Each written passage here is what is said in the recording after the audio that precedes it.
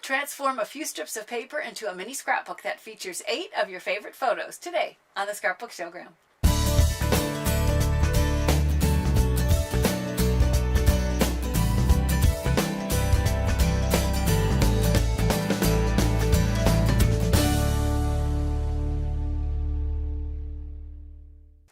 Hi, I'm Sandi Genovese and welcome to the Scrapbook Showgram.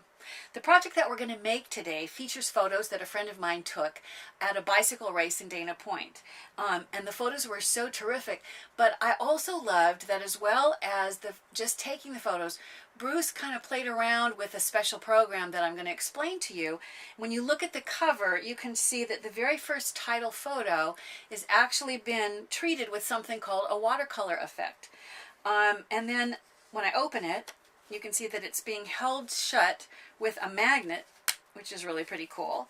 And then if I open it all the way, here is like the title page that tells you that the race was in Dana Point, and several different rub-ons that all relate, to sports, as well as that it was the Grand Prix of bicycle. And it also has the date. And then down here, now look at this photo. This particular photo is a different effect. It's from the same program. This one is called Cartoonize, is the effect that he chose for that. And then as I open up the pages, you can see that every one of the pages features a photo. And very simply embellished, I've written Dana Point, race day, Dana Point, race day, Dana Point in this one element. And then I've just added these little borders. I asked Bruce if he wanted embellishments, and actually he didn't. He really preferred it to be kind of minimal and leave room for him to write his information to go under or side next to each of the photos. So that's how I've left it. And of course, when you're making a scrapbook for someone else, it should reflect their style and their taste and what works for them.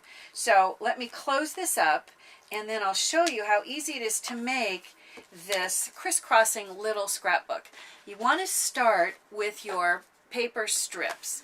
And what I did, if I open this up, I wanted, since the photos are 4 by 6, I decided that I wanted each of the individual pages, like this section right here, to be a 6 by 6 inch square. That means that I could have a photo that was 4 by 6 this way and have a band across the top or the bottom, or I could have a vertical 4 by 6 photo this way and have the band on the side. And it just means that I'm not going to need to trim anything out. I can use the entire photo and fit it on. So that dictates the total size of the dimensions of the paper strips. This one has 3 segments, so it's 6 3 times, which means that it's 18 by 6. This one started out as 3 segments that were 6 inches each, but I needed a little extra 1.5 inches that's going to fold back over when the scrapbook is completed. So this dimension is 19.5. Now you can notice that the middle section is where, if you had 12-inch scrapbook pages, you could piece them together and have all of the pieces overlapping in this middle section. However, there's a Michaels Handy, they have this Canson paper, and it comes in the big parent sheets. It's just not in the scrapbook section, it's in the art section. And the size of the big parent sheet is 19.5 by 25.5. So this 19.5 dimension this way is just one perfect little 6-inch cut, and you get what you need to be able to create these 2 strips. Now you'll notice that the pages are going to fold up this way. Sometimes you need a tiny bit of clearance, so I started with 6-inch wide strips, and then I went back and I just shaved off maybe a 32nd of an inch, not very much, just enough to make it so that no matter which way I closed it, which page closes first, it's always going to clear and it's not going to hang up. In order to get it connected, I'm going to just put some adhesive, and I want to put it underneath this, what would be this first section. So I'll put my adhesive on the under layer, and then I'll take what's going to be the layer that's going to sit right on top. Since it's all the same color, it's a little bit difficult for me to tell when it's all lined up. So I'm going to close everything and make sure that when everything is closed, I'm still getting clearance everywhere. Yep, it works great. So, can you believe it? That really is putting the scrapbook together. I'm going to close up the other layers so that we can deal with what will be the cover. Now, I mentioned that I'm going to fold this back, so I'm going to go ahead and fold this over, which will give me this portion. And the way that this is held closed is with magnet. What I did is I went to the hardware store, and they carry this magnet in self-adhesive, which is really handy. There were like 4 or 5 strips in this container. You also can get it by the roll. The only problem is when you get it in a roll, it kind of keeps that coiled shape. I prefer this better. I also found that you could buy self-adhesive magnet in sheets online. So there's lots of choices. What I'm going to do is I'm going to take my scissors, and I'm just going to cut this magnet so that it's in half, or roughly in half. And then I'm going to place the 2 layers together. Now, if they're wanting to, I'm trying to put them together and they're not wanting to line up, I'm going to see if I position them this way. Much better. You have to make sure that those north and south poles are friendly. What I've got now is the magnets together, and the self-adhesive, which is protected by a backing, is on the top and the bottom.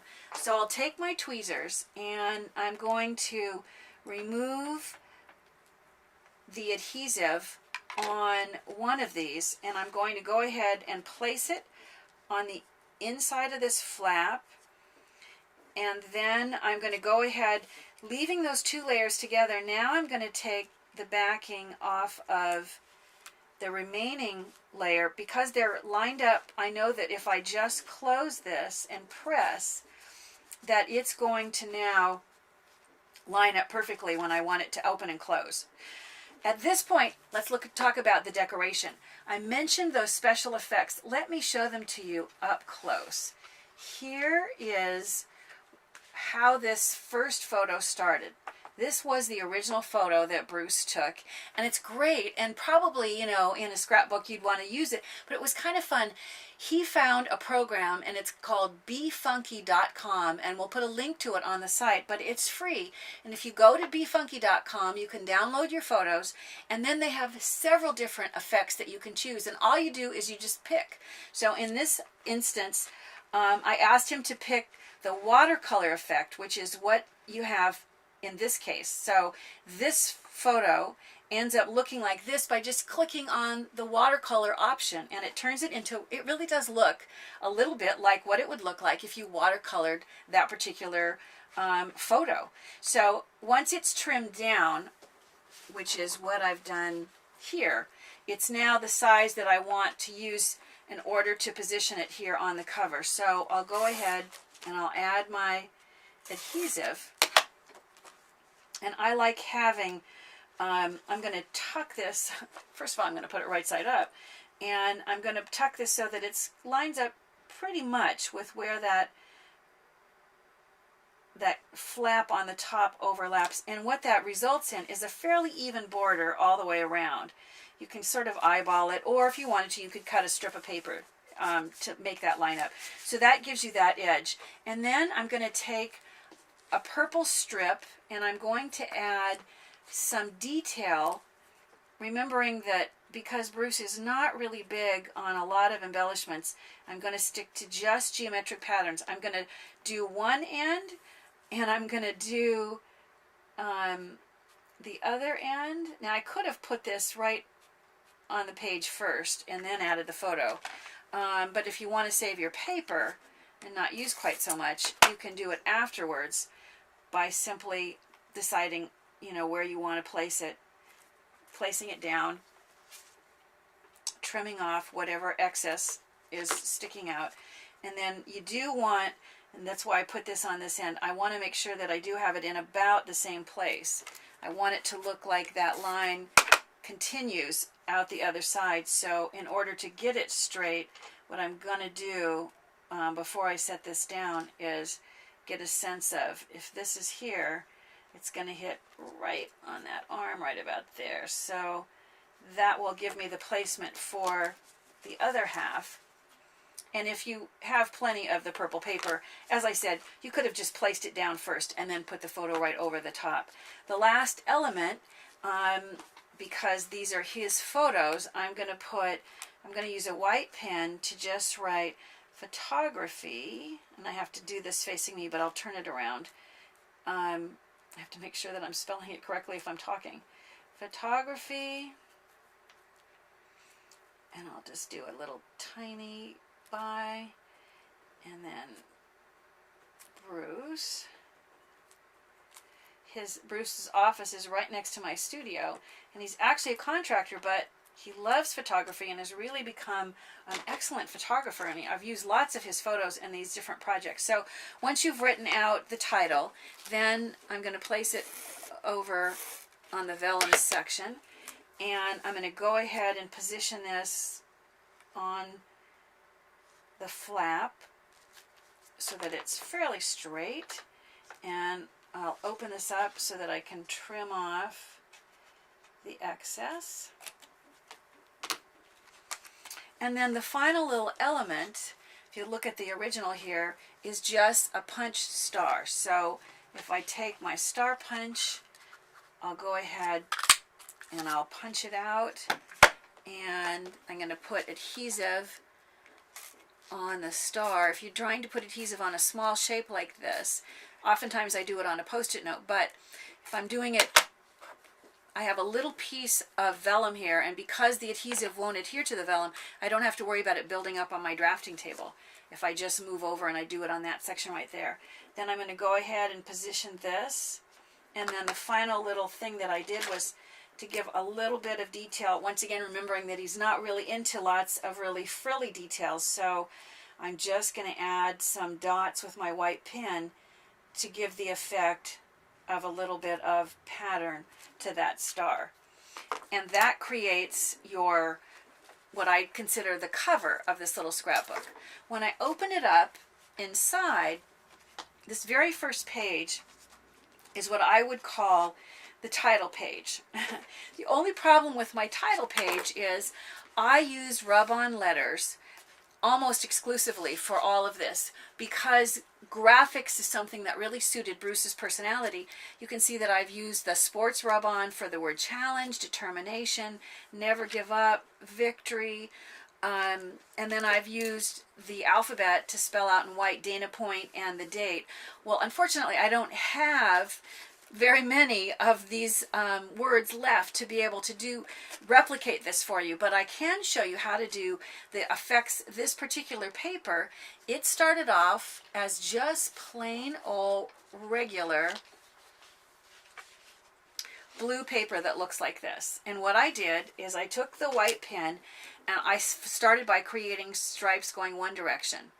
Then if you take the pen and you go and create stripes going across, and you don't have to worry about using a ruler because you want it to look, at least I like it to look, kind of random, and you create this sort of plaid looking effect, which is what I did to create this element. Here's a whole sheet of it done. So that's how I created this element here, and then I placed over top of it my little piece of green where, once again, using the same white pen, I wrote the Bicycle Grand Prix. And then more of the star punches. This is the same punch we used on the front, and this is just the smaller version. Here's the little punch that cuts, that I used to punch out these little guys. So that, all of those give you that detail for the title page. Then when it comes down to this photo, this is a different effect, and I thought it was really cool too. Here is the original photo that Bruce took, and then when I move it out of the way, you can see what the photo looks like. This special effect is called Cartoonize, and it takes the same photo that you've downloaded, and just by selecting this option, instead of the watercolor effect that we saw in the cover photo, this time he selected Cartoonize. So what I'm going to do is go ahead and place adhesive on the back of the photo, and I'm going to line it up so that it lines up with the side and the top of the page. And then I'm going to place adhesive on the back of this one other little embellishment. Let me show you. This is the same blue paper, and instead of the plaid effect, all I did was just use the white pen to create the stripes. And that simple geometric effect is really all he wanted. And I can see that I have this one just a hair longer, so it's going to be easier for me to trim this if it hangs off of this edge. So I'm going to position it. I'll open it up, snip off the excess. And now there's room underneath for his comments and journaling that he may want to write. And then as I open up these pages, you can see that all I'm going to do is add those same two elements, the photo and the strip. And what I did was I positioned the photos so that, because you're looking at them like one at a time, I want them to be pleasingly placed, if you want to think of it that way. So I like having the bottom and the top have the band in those positions for this section. And then when I open it to the next section, now I have another pattern that I really like, where I have the two openings on the top of this one and the bottom on this one.